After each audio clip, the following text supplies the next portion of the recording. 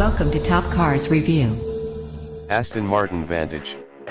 On the first working day of 2018, a press release landed at Autocar HQ to gladden the heart of anyone who has watched the challenging and often financially perilous history of Aston Martin.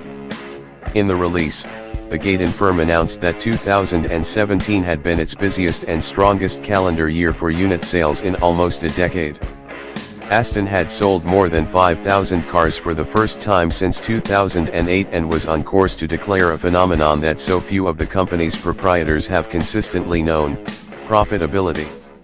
Aston's punishing tide of aggregated losses year after year had finally turned. Now consider that happened while the most successful and biggest selling individual model in Aston's history, the V8 Vantage, was in effect in run-out. Has the time finally come to lay to rest that infamous quip of 1980s chairman Victor Gauntlet, that the only way to make a small fortune out of Aston Martin is to start with a large one? The subject of this week's road test, the all-new Vantage, should offer an answer.